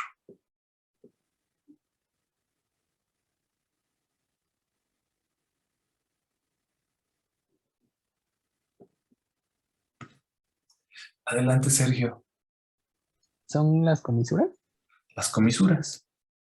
Ok, entonces otra vez veámoslo en nuestro esquema más grande, ¿no? Estamos viendo esto, pero en el esquema un poquito más grande. Entonces, vean, aquí tenemos unas terminaciones libres. ¿Con qué está asociado las terminaciones libres? ¿Con el dolor?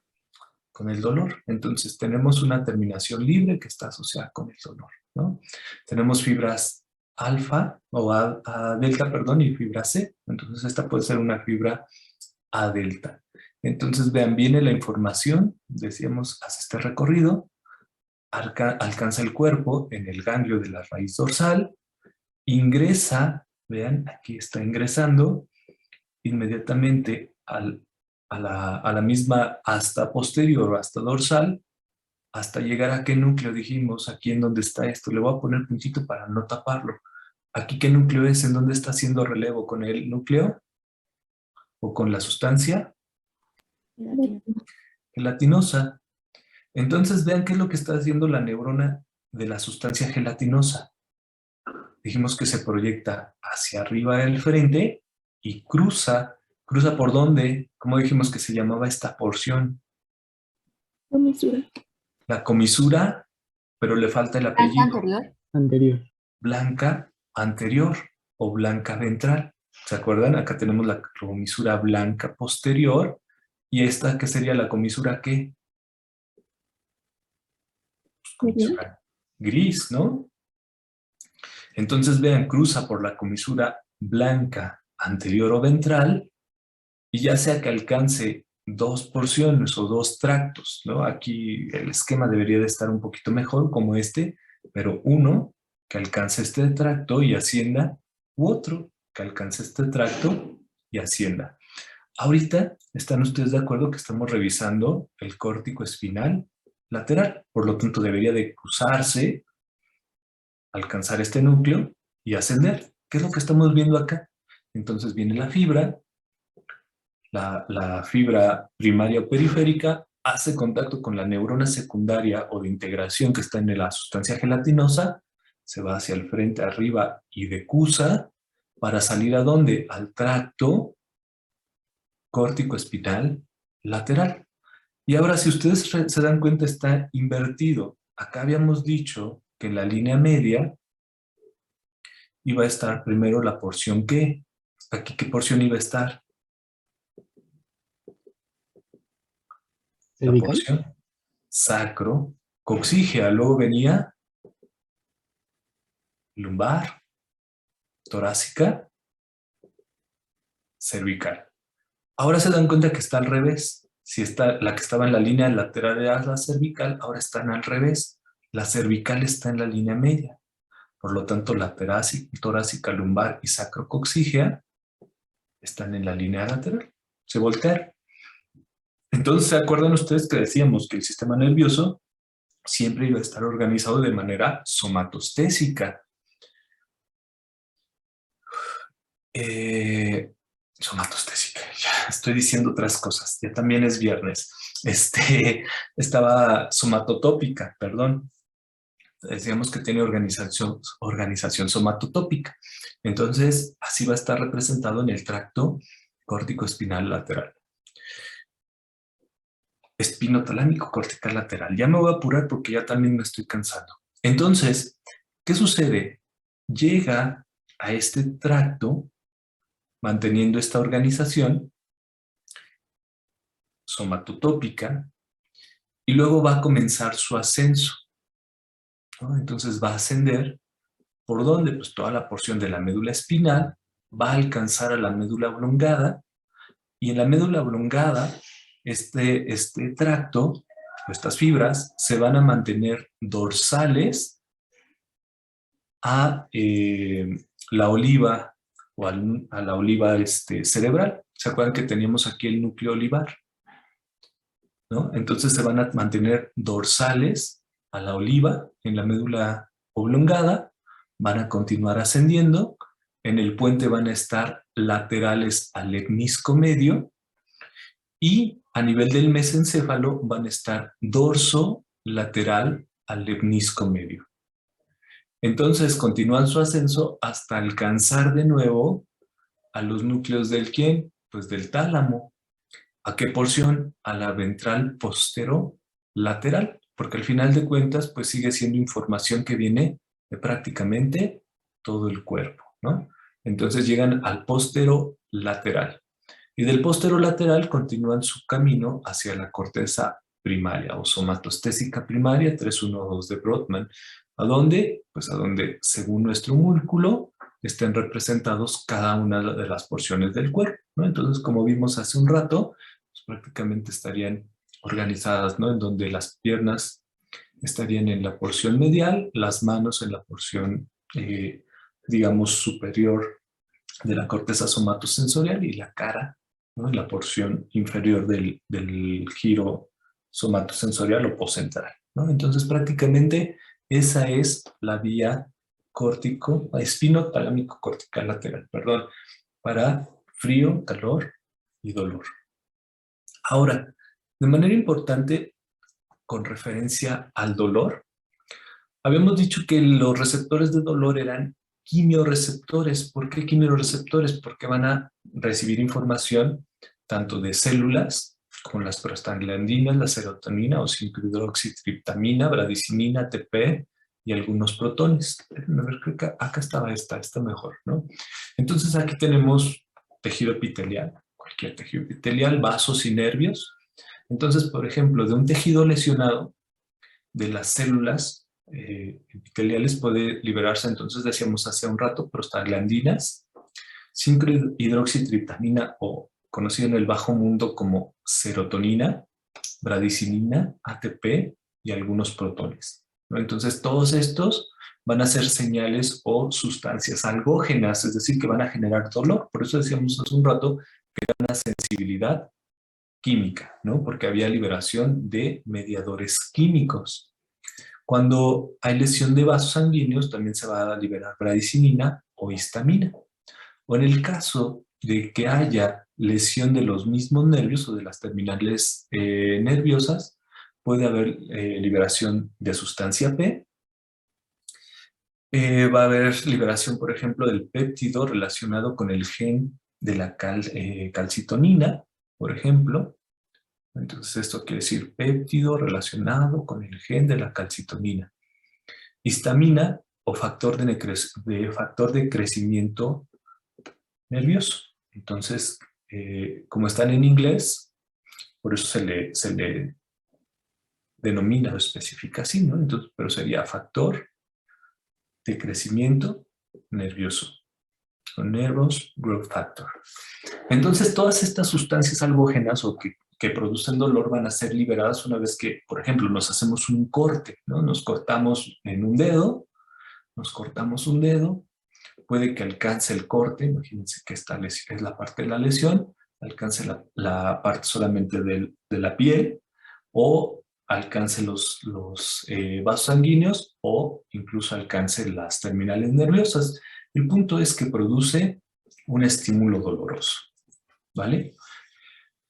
Y el estímulo doloroso, pues, se va a llevar al sistema nervioso, se va a transmitir a través de esta vía espinotalámico cortical lateral. Entonces va a llevar todo este ascenso que acabamos de mencionar hace un momento. Sin embargo, en el control del dolor tenemos un sistema que se llama sistema de compuerta del dolor. Entonces, hace un rato, ¿se acuerdan? Voy a regresar un cachito. ¿Se acuerdan que decíamos que de este lado íbamos a tener fibras A delta y C? Al final de cuentas, son estas fibras que estamos viendo aquí. Las A delta, ¿se acuerdan ustedes que son fibras mielinizadas? Sin embargo, si ustedes recuerdan nuestro cuadrito de las diferentes fibras, las ABC, decíamos que aunque todas las A son mielinizadas, tienen mielina, las A delta eran las más delgaditas, por lo tanto eran las que llevaban información o transmitían información dentro de esas neuronas de manera un poquito más lenta. ¿Alguien recuerda, tendrá su cuadrito a la mano, de cuál es la velocidad de transmisión sináptica de estas fibras A delta?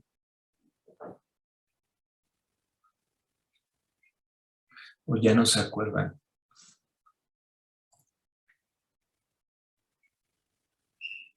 Algo así como de 3 a 15 metros sobre segundo.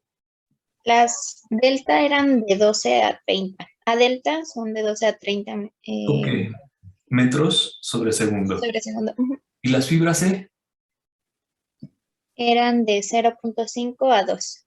A 2 metros sobre segundo. Entonces, ¿están ustedes de acuerdo que el componente de dolor, de transmisión del dolor, tiene dos fibras? Unas que conducen relativamente rápido y unas que conducen lento, ¿no? Entonces tenemos un componente rápido y un componente lento. Entonces, todos ustedes recordarán cuando se han cortado un dedo, o bueno, hecho un corte en un dedo más bien, o picado, no lo sé, una punción.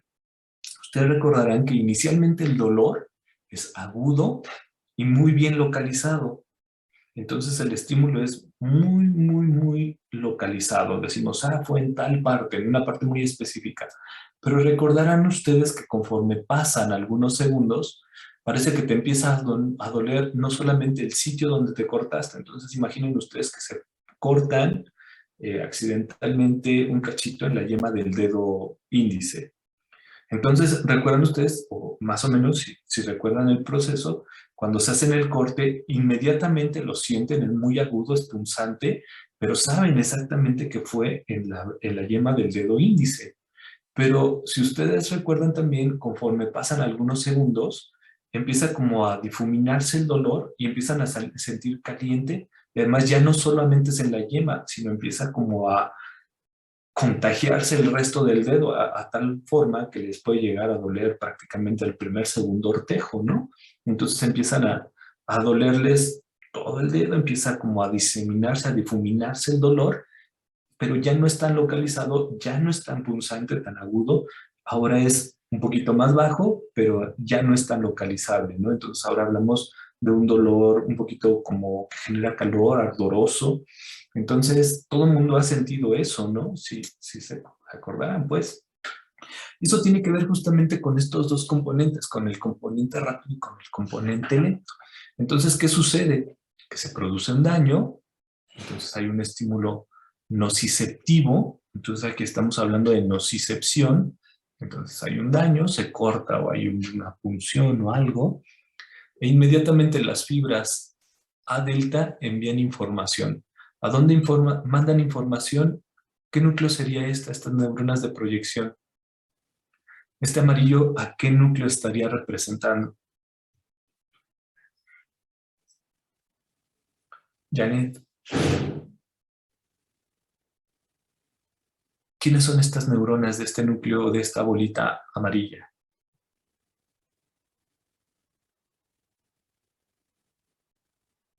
Erika.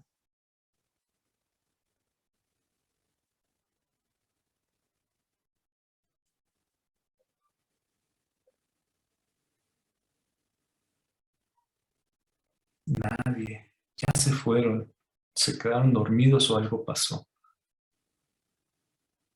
Bruno. No recuerdo, doctor.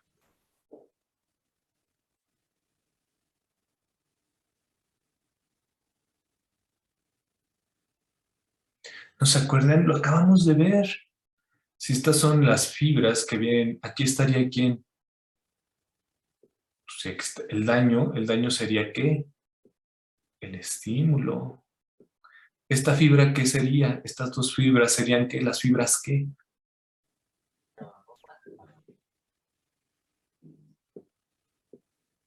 Aferentes primarias, ¿sí o no? Ajá, Janet, te escucho. No dije diferentes, nada más. Ajá, ok, si estas son las aferentes primarias, la amarilla sería ¿cuál?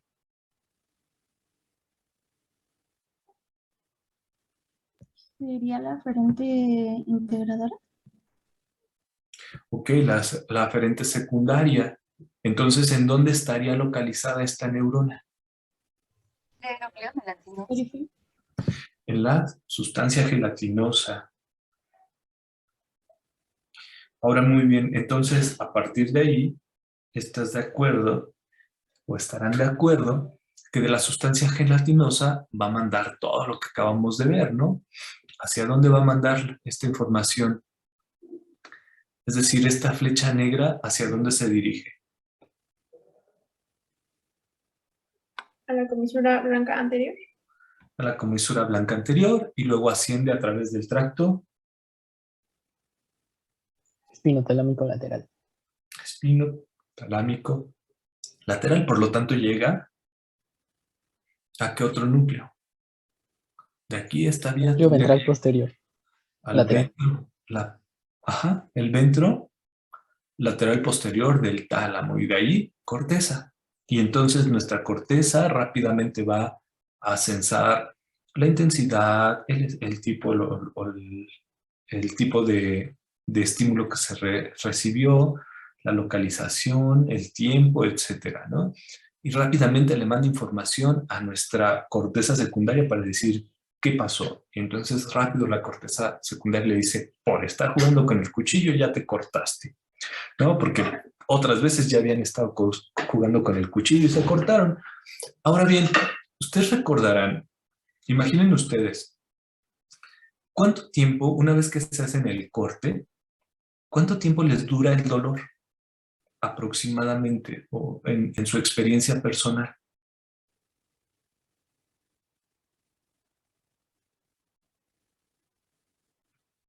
¿Cómo cuánto, Brenda? No, doctor, no recuerdo. No, digo, en tu experiencia personal, o sea, ¿cuánto te dura más o menos el dolor, Janet? Como unos máximo 5 El minutos. dolor pues me dura más o menos, ¿no? Dependiendo, ¿no? De qué tipo de dolor y dónde. Ok, más o menos, ¿cuánto sería? Pues me dura unos 10 minutos más o menos. Ok. Entonces, ¿están ustedes de acuerdo que 10 minutos, vamos a dejarlo ahí, o poco más, poco menos, va a depender obviamente de cada persona? ¿Por qué deja de doler? ¿O están ustedes de acuerdo que si estamos hablando de un daño, cuánto tiempo tardará en cicatrizar, por ejemplo, o repararse completamente la yema del dedo una vez que nos cortamos? ¿Un día, 2 días, una semana? Depende del tipo de inflamación que se genere, ¿no, doctor? O sea, por ejemplo, si es aguda, unas horas o minutos, y si es crónica, pues puede tardar días. Exactamente. Entonces, ¿están ustedes de acuerdo que no les dura el dolor horas ni días? Aunque todavía tengamos el corte, es decir, aunque todavía tengamos el daño, ¿qué le sucedió al dolor? Disminuyó, desapareció, ¿cierto? Monse, Sí, doctor, disminuye. disminuye, pero ¿están ustedes de acuerdo que el daño sigue ahí presente? Es decir, el corte sigue ahí presente. Nuestras células, como vimos hace un rato, pues siguen dañadas, ¿no? Los vasos, las células de la piel, a lo mejor las terminales nerviosas. Entonces, ¿por qué disminuye el dolor o nos deja de doler? Justamente por esta teoría de la compuerta. ¿Cuál es la teoría de la compuerta? Bueno, la primera es que las mismas fibras periféricas, las fibras A delta y las fibras C, inicialmente hacen contacto con las neuronas de la sustancia gelatinosa para enviar la información de que algo nos está pasando. Nos están avisando que hay algo mal y que nosotros tenemos que atenderlo. Pero, posteriormente, estas mismas fibras van a estimular a interneuronas inhibidoras. ¿Qué sucede cuando yo estimulo a una neurona inhibidora? ¿Qué creen que pase acá? La información que fluye de esta neurona hacia la siguiente neurona en el tálamo, ¿llegará o no llegará si yo estoy inhibiendo esto? No va a llegar. ¿No va a llegar? No va a llegar, ¿cierto? Entonces, ¿qué sucede? Vean, por un lado, llega la información que estimula a estas neuronas, ¿no? Pero al mismo tiempo inhibe a las interneuronas inhibitorias. Por lo tanto, ¿están ustedes de acuerdo que la compuerta se abre? ¿Cierto? ¿Por qué? Porque la que podría haberlo frenado quedó inhibida. Y la que pudo haberlo, la que lo mandaba la información. Ahora, ¿qué sucede con las fibras A-beta? ¿Y por qué tacto? Porque las A-beta están relacionadas con el tacto. ¿Y qué sucede en este caso? Están estimulando ¿a quién? A las interneuronas inhibitorias. ¿Qué le sucederá a las siguientes neuronas de la sustancia gelatinosa? ¿Generan potencial de acción o no generan potencial de acción?